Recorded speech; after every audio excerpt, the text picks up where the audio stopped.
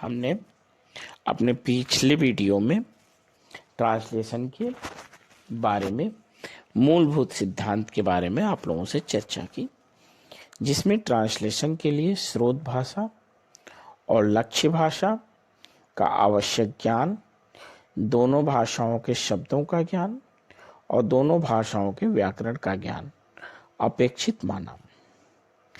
वर्तमान समय में अनुवाद ट्रांसलेशन एक बड़ी जरूरत के रूप में उभर के आ रहा है। आज हम बात करेंगे साहित्यिक अनुवाद के बारे में। साहित्यिक अनुवाद बहुत ही सापेक्ष अनुवाद है।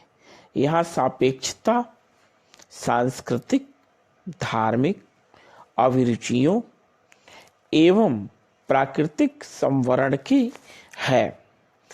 यहाँ हम आपको बता दें कि जब हम किसी स्रोत भाषा से किसी लक्ष्य भाषा में, मतलब कि स्रोत भाषा उस पाठ को कहेंगे जिस पाठ में मूल टेक्स्ट या मूल बातें कही गई हों। लक्ष्य भाषा वह भाषा है जिस भाषा में हमें अनुवाद करके बातों को देना है।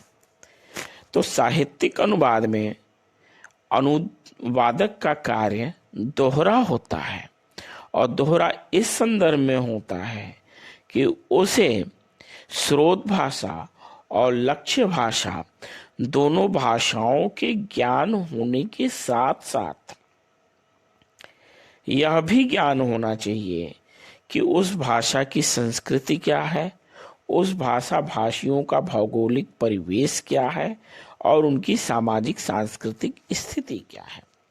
अब हम एक प्रेमचंद की कहानी को ही लें, जिसका हिंदी नाम है पूस की रात। पूस हिंदी महीने से एक महीना होता है, जिसे हम अंग्रेजी में दिसंबर का महीना कह सकते हैं। लेकिन पूस के रात की विशेषता यह है कि वह उस रात में कड़ाके की ठंड होती है, और यदि हम उसको सीधा सीधा अनुवाद करें तो दिसंबर्स नाइट अगर करते हैं पूस की रात को, तो पूस की रात में जो ठंड होती है कड़ाके की, वह शायद दिसंबर में पूरे विश्व में नहीं होती है।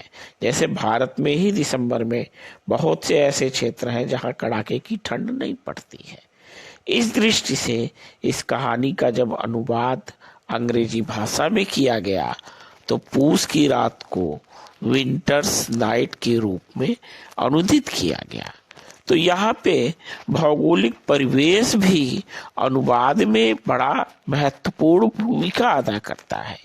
इसके साथ साथ सामाजिक रहन सहन, सांस्कृतिक गतिविधियाँ और त्योहार एवं तीज भी बड़े महत्वपूर्ण होते हैं। और अगर हम साहित्य के पाठ की बात करें तो साहित्य के पाठ में ये सारी चीज़ें अनिवार्य रूप से मौजूद होती हैं।